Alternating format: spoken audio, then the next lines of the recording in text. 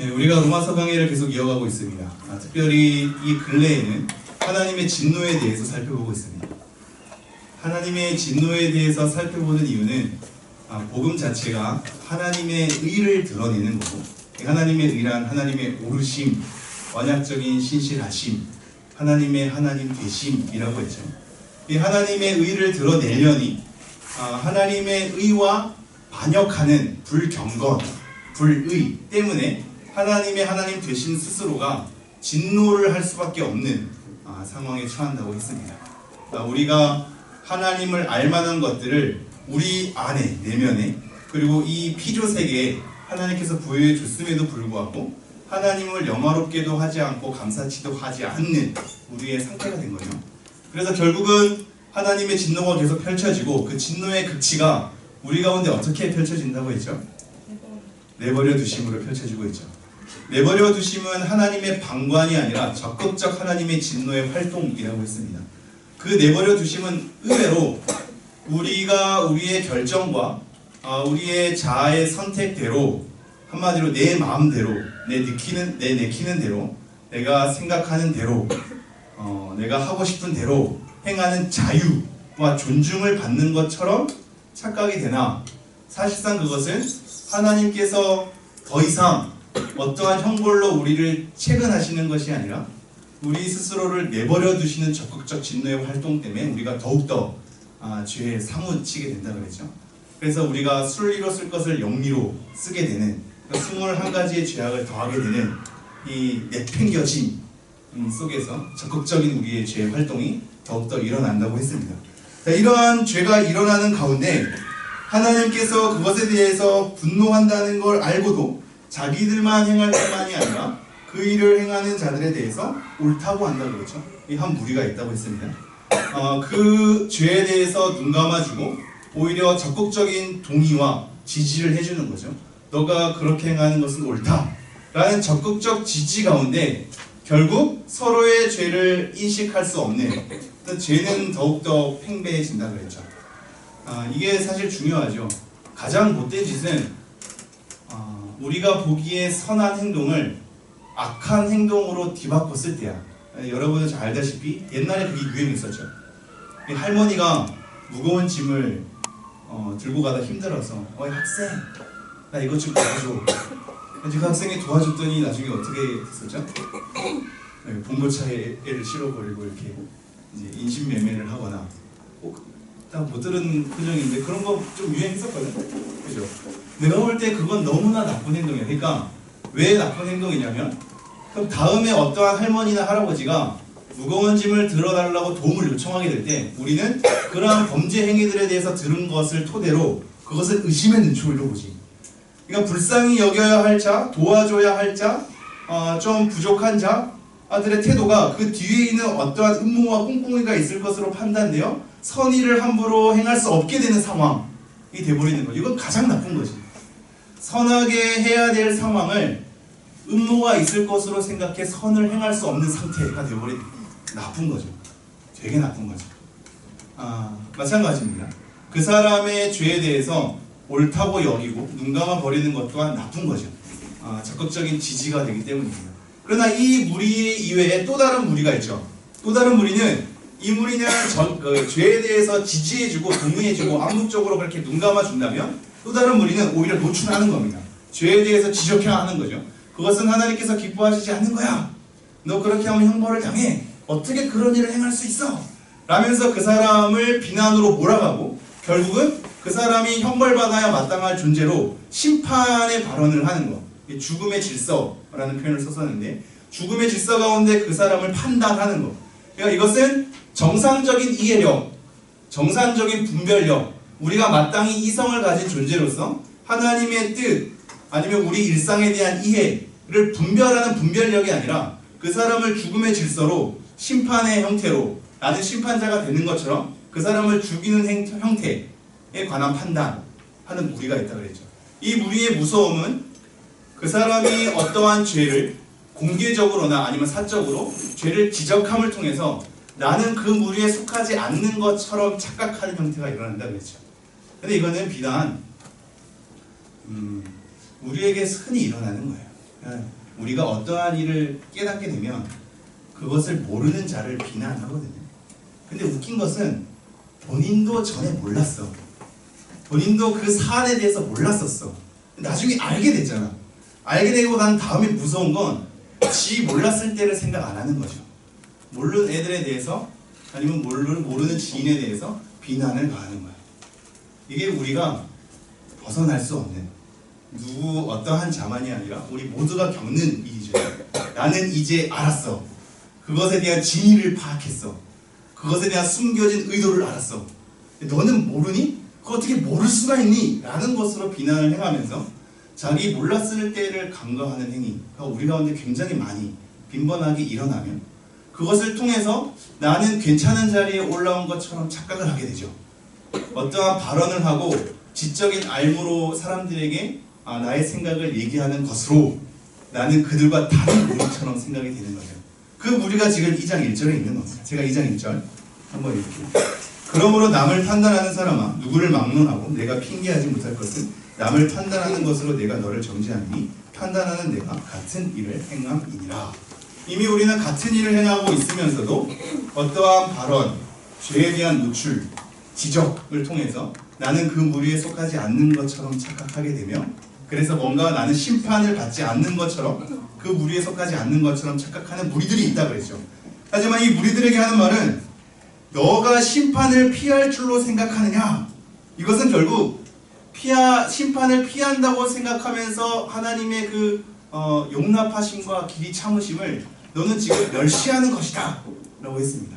자기는 그 무리에서 심판을 피하는 것으로 생각해서 하나님께서 계속적으로 참아내시고 그를 용납해 주시고 인내해 주시고 하는 것들에 대해서 그 사람은 무시하는 것이다, 멸시하는 것이다 라고 했죠. 그래서 결국 하나님께서는 굉장히 공평하게 편파적이지 않게 모든 이들로 하여금 하나의 심판의 근거를 마련하는데 그것은 바로 행하는 대로 보응하시는 겁니다. 그 사람이 얼마나 많이 알았고 어떠한 위치에 변경이 있고 어떠한 무리 속에 들어가 있지 않느냐가 아니라 모두가 다 그 사람이 행한 대로 보응하시는 하나님의 심판 가운데 있게 될 것이다 라고 얘기했죠. 그래서 결국 참고 선을 행하여 영광과 존귀와 썩지 아니함을 구하는 자에게는 영생으로 하시고 오직 담을 지어 진리를 따르지 아니하고 불의를 따르는 자에게는 진노와 분노로 하시리라. 결국 11절 이는 하나님께서 외모로 사람을 취하지 아니하심이라. 공정한 하나님의 의로운 편파적이지 않은 하나님의 심판의 기준 우리의 행한 대로 보응하시는 것으로 우리가 지금 확인했습니다. 그리고 나서 12절이 시작되는 겁니다. 12절 함께 읽어볼게요. 시작. 무릇 율법 없이 범죄한 자는 또한 율법 없이 망하고 무릇 율법이 있고 범죄한 자는 율법으로 말미암아 심판을 받으리라. 지금 이 맥락의 핵심은 오늘 하나만 기억하면 돼요, 여러분. 하나님의 심판에 피할 자가 있다 없다? 없다. 어떠한 자들이건 하나님의 심판의 대상 가운데 놓여있다. 여기서 우리는 이러한 문제제기를 할 수 있지. 그건 너무 억울하지 않나요? 하나님의 말씀을 아는 자는 하나님의 말씀을 지키지 않아서 죄 가운데 있다는 것을 알 수 있지요. 복음을 들은 자는 예수님에 대해서 얘기를 들어본 자는 그나마 들었으니까 뭔가 그 사람이 거부하고 듣기 싫어하고 하면 심판을 가한다는 게 그럴 수 있지요. 하지만 하나님의 복음을 들어보지 못한 자는 어떡합니까? 하나님의 율법을 알지 못하는 자는 어떡합니까? 라는 문제제기가 될 수 있어요? 없어요? 있죠. 여러분이 되게 쉽게 얘기하는 것 중에 하나가 늘 이순신을 얘기하지. 그죠? 이순신은 그때 당시에 사실 복음이 안 들어간 건 아니거든. 그러니까 원래 당나라와 신라의 교류를 600년대에 보니까 그때 이미 네스토리우스 학파라는 기독교의 한 갈래가 정상적인 단체는 아니었으나 어쨌든 예수님을 믿고 예수님에 대해서 온전히 믿는 단체는 아니었으나 한마디로 그때 당시 역사적으로 이단성이 있는 단체이긴 했지만 어쨌든 하나님을 믿는 이 무리가 이 경교라고 해서 당나라와 신라의 교류 가운데 600년대 이미 들어갔거든. 그래서 돌 십자가도 발견되고 막 하잖아요. 이미 그 전부터 교류가 있었어. 당연히 이순신 시대에도 이미 그 전부터 다 들어왔기 때문에 얼마든지 많이 왕래할 가능성이 있죠. 이미 동아도 인도까지 가서 복음을 전하는 흔적이 있으니까. 그럼에도 불구하고 이순신이 뭔가 이제 굉장히 유능하고 괜찮은 존재로 역사적인 어떤 이 영웅을 넘어서서 성웅에 대한 존재를 우리가 기리게 되니까 선교사가 우리 이 땅에 복음을 전한 것을 1800년 들어본다면 그 전에 복음이 들어왔다고 생각하는 그 전에 죽은 성웅 이순신에 대한 것은 너무 억울하게 비춰지는 거야. 여러분도 다 그렇게 한번 생각해봤어요? 그죠? 이것은 해결해야 될 게 좀 많긴 한데 우선은 우리가 늘 역사는 조심해야 될 게 역사는 역사가의 진술을 토대에 따라 우리가 판단하는 거죠. 이순신이 여러분이 아는 성웅인지 아닌지는 사실 정확히 모르지. 그러니까 공적 업적에 대해서는 우리가 논란의 여지가 없겠지만 개인적 행태에 대해서는 역사가의 진술이 뭐 어떻게 펼쳐져 있는지 모르니까, 그죠? 그 사람이 어떠한 사생활 속에 범죄를 했는지, 어떤 하나님의 떠나간 위치 속에 있었는지 우리가 전혀 알 수 없죠. 그래서 역사가의 진술로 우리는 성이라고 기리지만 그것을 과연 성을 성으로 기릴 수 있는가에 대한 문제도 존재하죠. 근데 그거는 차치하고 그것을 넘어서서 이미 이 밑바닥에는 이러한 우리의 풍토가 있는 거예요. 복음이 직접적으로 들어오기 전에 죽은 사람들은 복음을 들어보지도 못해서 죽었기 때문에 그냥 지옥 가는 것은 너무 억울하지 않나요? 예요. 그렇게 생각이 됩니까? 억울해요? 그들은 억울합니까? 오늘 말씀을 근거로 완전 대표적인 근거 하나를 들 수 있으나 그 이전에 좀 더 확대하죠. 우리에 대한 모든 의무는 가능해요. 그것도 교회 안에서 일어나야만 하죠. 교회 안에서 일어나야지 우리가 그걸 정돈해 줄 수 있잖아요. 교회 밖에서 일어나는 일을 정돈해 줄 수가 없잖아. 따로 만나지 않는 이상. 그죠? 당연히 문제 제기는 다 가능하고 언제든지 토론과 함께 찾아볼 의향이 우리 가운데 존재하죠. 중요한 건 그거예요.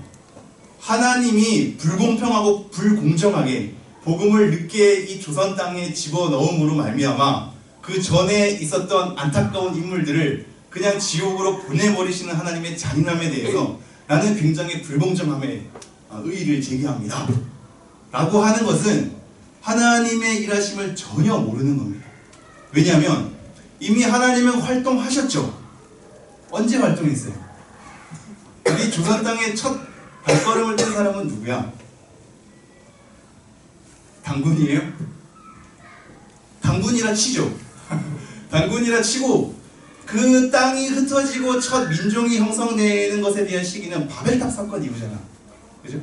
바벨탑 사건 이후에 사람들이 다 흩어지면서 각 나라, 각 언어로서 이렇게 흩어지게 되는 형벌을 당하게 되죠. 그렇다면 그 사람들은 하나님의 형벌을 받은 당사자로서 하나님에 대한 인지가 있었죠. 그 형벌 때문에 자기는 흩어졌으니.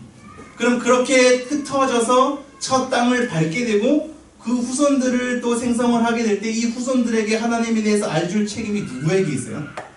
조상에게 있죠. 조상에게 있음에도 불구하고 걔네들이 잘 안전했어. 아니 처음에 첫 세대 가운데는 전했다 쳐요. 근데 이 첫 세대 가운데 그 다음 세대는 안전했어. 그리고 그 다음 세대는 안전했어. 안전해지면서 복음이 안 들어온 것처럼 시대가 흘러왔어. 그러면서 나중에 다시 선교사를 통해서 들어왔어. 그럼 이 안 들어온 기간 동안 하나님이 이 한국 땅을 내팽개치고 하나님께서 복음을 제대로 주어지지 않는 그 불공정함이 하나님께 있는 거예요? 아니죠. 원래 복음을 전해야 될 책임은 그 조상에게 있었어. 그래서 지금 누구 탓을 하는 거야? 그죠? 이거를 잘 생각해야 돼요. 하나님의 일하심을 후대 시대 가운데 짧은 우리의 의견으로 하나님에 대한 일하심을 함부로 얘기하는 건 굉장히 짧은 소치인 거죠. 하나님은 그 전부터 일하셨고 우리에게 복음을 전한 것에 대한 기회를 많이 주었음에도 불구하고 우리가 무책임하게 행동했으며 그 무책임에 대한 행동의 결과가 이 나라가 오랜 세월 동안 복음을 접하지 못하는 행태를 얻게 된 거죠. 그 이후에 또 다시 선교사가 들어와서 복음을 새롭게 전하게 되는 상황인 겁니다. 자, 이런 내용을 우선 우리가 안고 가면서 그럼에도 불구하고 만약에 정말로 율법을 아예 몰랐다고 치자, 복음에 대해서 전혀 못 들어봤다고 치자, 그럼에도 불구하고 그들이 심판받게 되는 것은 억울한 것인가를 오늘 본절을 통해서 한번 확인해 보는 겁니다. 다시 한번 12절 함께 읽겠습니다. 시작. 무릇 율법 없이 범죄한 자는 또한 율법 없이 망하고 물은 율법이 있고 범죄한 자는 율법으로 말미암아 심판을 받으리라. 두 부류를 나누는데요. 첫 번째 부류는 율법 없이 범죄한 자예요. 율법 없이 범죄한다는 건 뭐냐면 율법이 없다는 얘기는 한마디로 율법을 모른다는 얘기야. 율법에 대해서 무지한다는 얘기예요. 복음을 듣지 못한 그 모든 여러 가지 상황이 될 수 있죠. 이런 율법 없이 어떠한 자라고요? 범죄한 자. 자, 율법이 없는데 범죄할 수가 있어요, 없어요? 있어요. 지금 이게 하나님의 심판에 대한 공정함인 건데 율법이 있고 없고를 떠나서 너가 이방인이고 아니고를 떠나서 너가 교회를 다니고 안 다니고를 떠나서 교회 다닌다고 안 다니는 자들보다 뭔가 좀 더 많은 혜택이 주어지거나 너가 유대인이라고 해서 이방인보다 좀 더 많은 혜택이 주어진다거나 율법 있는 자는 없는 자보다 좀 더 많은 혜택이 주어진다거나 그러한 것을 근거로 심판하지 않는다. 율법이 있건 없건 너는 범죄하였기 때문에 그 범죄한 행위의 보상에 따라 하나님께서 심판으로 보응한다 라는 개념을 우리에게 알려주는 거예요. 자, 다시 물은 율법 없이 범죄한 자는 율법을 알지 못하고 그 율법을 들어보지 못해서 전혀 율법에 대해서 무지한 자, 그럼에도 불구하고 범죄한 자는 그 또한 율법 없이 망한대요. 이 망한다는 건 파괴, 멸망을 당한다는 거거든요. 율법의 무지함 속에서도 율법을 접하고 율법 가운데 하나님을 알만한 것들을 주어지지 않았음에도 불구하고 범죄의 행위가 가능하며 따라서 율법 없이 범죄한 그 범죄 때문에 이들은 망하는 심판을 받게 된다라는 거죠. 반대 무리가 뭐예요? 반대 무리가 뭐죠? 율법이 있고 범죄한 자. 똑같은 건 범죄한다는 거예요. 율법이 있고 범죄한 거예요. 율법을 알아. 율법을 받았어. 율법 안에 거하고 있어. 하지만 율법을 알고 율법 안에 거한다는 것 자체로 심판을 피한다? 그렇지 않다. 율법 안에 있어도, 율법을 알고 있어도, 율법을 담당한 자들도 범죄하면 그 율법으로 말미암아 심판을 받는다 하면서 선언을 하죠. 그래서 13절 함께 읽어볼까요? 시작. 하나님 앞에서는 율법을 듣는 자가 의인이 아니요 오직 율법을 행하는 자라야 의롭다 하심을 얻으리니. 왜 그러냐면 율법이 없는 자가 없이 범죄한 자는 그 범죄 때문에 망하고 율법이 있이 범죄한 자는 그 율법 안에서 당연히 심판을 받게 되는데, 왜냐하면 왜 율법이 있어도 우리에게 조금 더 혜택을 주지 못합니까? 그것은 하나님 앞에서 율법을 듣는 자가 의인이 아니요 오직 율법을 행하는 자라야 의롭다 하심을 얻기 때문입니다. 율법을 행해야지 율법을 들었다고, 율법을 안다고, 율법을 담당한다고, 율법을 가르친다고, 율법을 매일 읽는다고 그 심판에서 벗어나지 않는다. 듣는 자가 의인이 되는 것이 아니고 율법을 행하는 자라야 의롭다 하심을 받는다라는 겁니다. 그렇기 때문에 하나님의 말씀을 알고 듣고 복음을 접한다고 해서 하나님의 심판에서 벗어날 수 있다 없다? 없다. 네. 다시 한번 14절 15절 함께 읽도록 하겠습니다. 시작. 율법 없는 이방인이 본성으로 율법의 일을 행할 때에는 이 사람은 율법이 없어도 자기가 자기에게 율법이 되나니 이런 이들은 그 양심이 증거가 되어 그 생각들이 서로 혹은 고발하며 혹은 변명하여 그 마음에 새긴 율법의 행위를 나타내느니라. 자, 지금 12절에 율법 없이 범죄한 자, 율법 있이 범죄한 자 둘 다 심판을 받는 거 선언하고, 왜 율법이 있는데도 심판을 받아야 됩니까? 라고 할 때 13절이 율법을 듣는 자가 의인이 아니오 율법을 행하는 자라야 의롭다함을 받는다. 그러면 이방인은 어떻게 합니까? 에 대한 보충 설명을 하는 거야. 이 14절 15절이 가로로 되어 있죠. 이 가로는 원문에는 없어. 원문은 근데 NIV에는 있어. 우리 개혁 개정판에도 있어. 그러니까 이것을 약간의 나중에 삽입된 우연 설명으로 보는 경향인 건데 저는 전혀 그렇지 않다고 생각합니다. 이 가로를 없애도 돼요. 위의 맥락에 따라 그냥 자꾸 설명을 하는 거야. 확장시키는 거야. 그 율법이 있는 자에 대한 근거를 말했다면 이번에 율법을 없는 자에 대해서 다루는 건데 잘 봐요. 율법 없는 이방인이 무엇으로? 본성으로. 이 본성이 21장 26절에 보면 왜 그 순리대로 쓸 것을 바꾸어 영리로 쓰며 있죠. 그 순리에 대한 거. 본성이 순리랑 똑같은 단어예요. 자연 질서라고 볼 수 있어요. 자, 이것을 기억해야 되죠. 율법 없는 이방인이 본성이 뭐라고요? 순리. 그 순리가 뭐라고요? 자연 질서. 이 자연 질서는 뭐죠? 도덕법이에요. 인간 안에 하나님의 율법을 직접 받지 않아도 인간이라는 이 상태 자체가 그 내면에 어떠한 자연 질서를 부여받은 상태로 창조되게 되는데, 그 자연 질서는 도덕법으로 우리가 알 수 있습니다. 도덕법.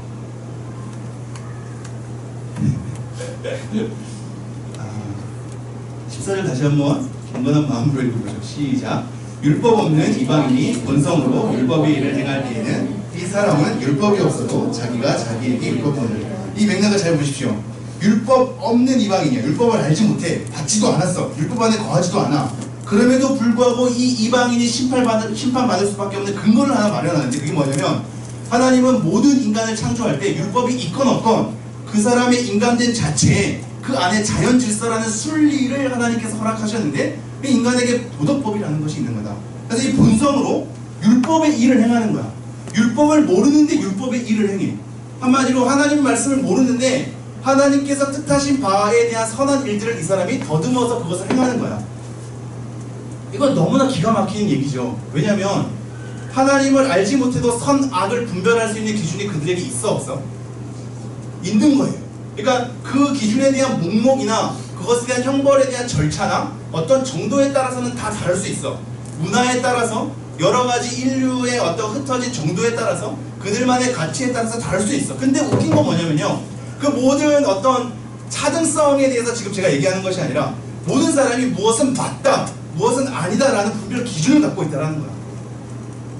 그것이 지금 자연 질서라는 거고 도덕법이라는 겁니다. 그것이 없는 상태에서는 동의 자체가 이루어지지 않아. 우리가 왜 사회성에 대한 군집을 이루고 살 수 있죠? 군집을 이룰 수 있을 만한 동의와 아니면 그것을 거절하는 것에 대한 나름의 기준이 있기 때문이야. 우리가 인간으로서 이건 해야 되지 않니? 라는 것에 대한 기준이 서로 하나님 말씀을 알지 못함에도 불구하고 통용이 되는 거죠. 율법을 받지 않아도 하나님의 율법의 일을 행할 수 있어. 왜냐면 그 사람에게 도덕법이 주어져 있기 때문에. 그래서 어떤 것은 옳고 어떤 것은 그른, 어떤 것은 맞고 어떤 것은 아닌, 이거는 해야 될 만한 가치가 있고 이것은 하지 말아야 될 가치인 것에 대한 분별이 하나님에 대한 말씀을 알지 못함에도 불구하고 모든 사람들 가운데 내재되어 있다고요.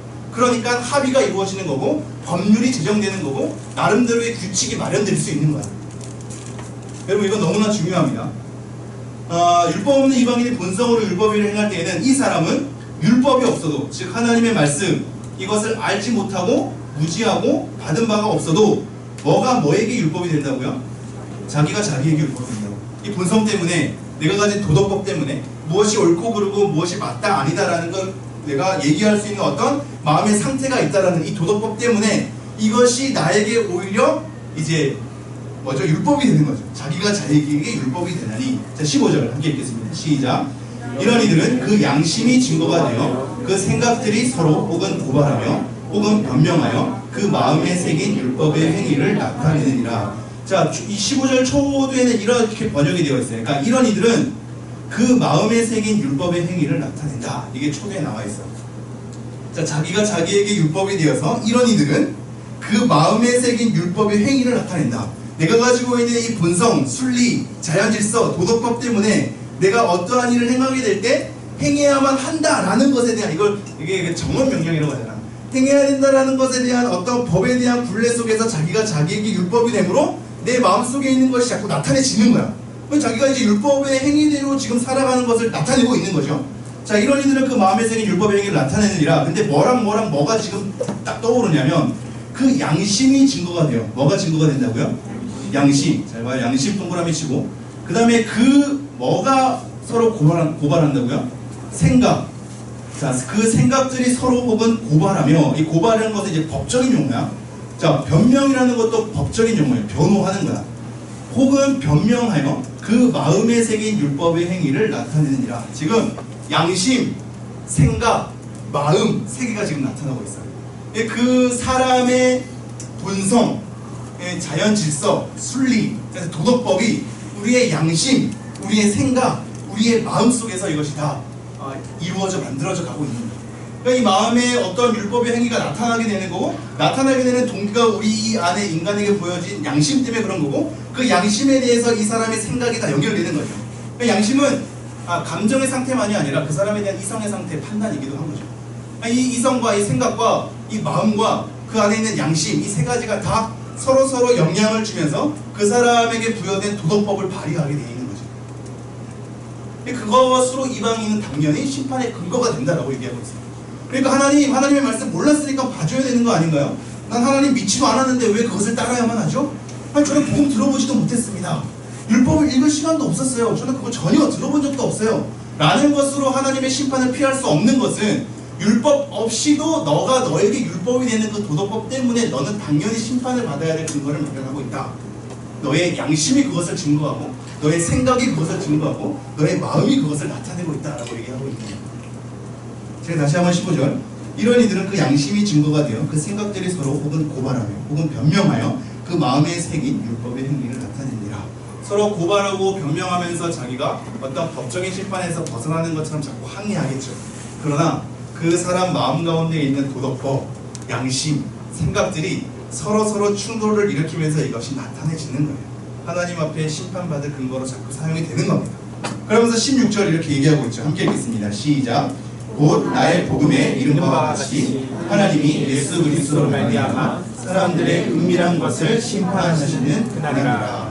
자, 곧 나의 복음에 이른 바와 같이, 그리고 하나님이 예수 그리스도로 말미암아 사람들의 은밀한 것을 심판하시는 그날이라. 이 세 가지만 확인하면 되겠습니다. 이번 구절은 16절에서 세 가지 확인할 것. 먼저는 은밀한 것을 심판한다는 거예요.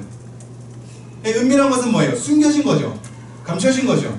그러니까 하나님의 말씀으로 드러난 것 이외에 하나님의 말씀이 없다고 해서 사람들이 핑계할 수 없는 것은 그 안에 있는 내면, 꿍꿍이, 계획, 의도에 대한 숨은 모든 일들, 이 숨은 것, 은밀한 것, 숨은 것 자체가 계획, 목적, 어떠한 일, 어떠한 결과 모든 걸 총칭하는 거야. 그래서 그냥 은밀한 것, 숨길 수 없이 하나님 앞에 다 드러나게 돼서 심판받게 된다는 거죠. 율법 없이 사는 너도, 율법을 들어본 적도 없고 율법에 대해서 알지 못하는 너도 결국 너가 가지고 있는 이 도덕법으로 말미암아 너가 너에게 율법의 행위가 굴레가 씌워지면서 너의 양심과 생각과 마음이 그것을 너에게 나타내고 있다. 그러므로 다른 사람이 보기에는 선한 것 같으나 너에 대한 은밀한 것을 내가 알고 있으니 그 은밀한 것을 다 까발려서 심판하겠다라는 겁니다. 근데 이 심판이라는 것이 지금 뭘로 소개되고 있어요? 복음으로 소개되고 있다는 게 두 번째입니다. 첫 번째는 은밀한 것을 심판한다. 두 번째는 16절에 이것이 복음으로 연결되어 있어요. 그러니까 복음은 뭐예요? 여러분이 건져냄을 받는다, 구원 받는다라는 것으로 간단하게 끝나는 거라 그랬어요? 아님을 계속 생각해야 돼요. 하나님의 크심, 하나님 계심으로 다 모든 것이 총칭되어 있지. 그래서 하나님의 진노가 담겨 있고 결국 하나님의 말씀 없이 살아가는 사람도 결국은 심판받을 것에 대한 나중의 일들 또 다 담아내고 있죠. 그러니까 이것이 우리의 세계관으로 잡혀야 돼. 처음 시작이 하나님으로 시작되어서 하나님의 의로움으로 시작되는데 그것을 거절한 우리, 그래서 하나님의 진노로 다시 한번 가고 그 진노 가운데 우리가 하도 악을 범하니까 그 진노의 한 형태인 내버려 두심 가운데 악은 더욱더 팽배하게 되고 그런 가운데 악을 동조하는 무리와 악을 지적하는 무리가 나누지만 결국 이 모든 사람들이 다 행한 대로 하나님 앞에 심판을 받게 되는 하나님의 심판의 공평성, 편파적이지 않음을 우리에게 딱 드러내고 있는 거죠. 이 흐름 가운데 지금 이 복음은 나중에 심판할 것까지 다 포함하고 있는 거예요. 결국은 은밀한 것을 드러내서 심판하신 하나님이 복음으로 소개되고 있는 겁니다. 이 복음과 심판에 끼어있는 존재가 누구예요? 예수 그리스도로 말미암아. 심판에 연결될 분도 예수 그리스도로 말미암아고 이 복음에 연결된 것도 예수 그리스도로 말미암아입니다. 나의 복음이라는 얘기가 바울이 내 복음, 뭔가 자기가 복음을 만들어낸 것 같은 느낌이 들지만 이 나의 복음은 예수 그리스도로 말미암아 나에게 주어진 복음이 되는 거죠.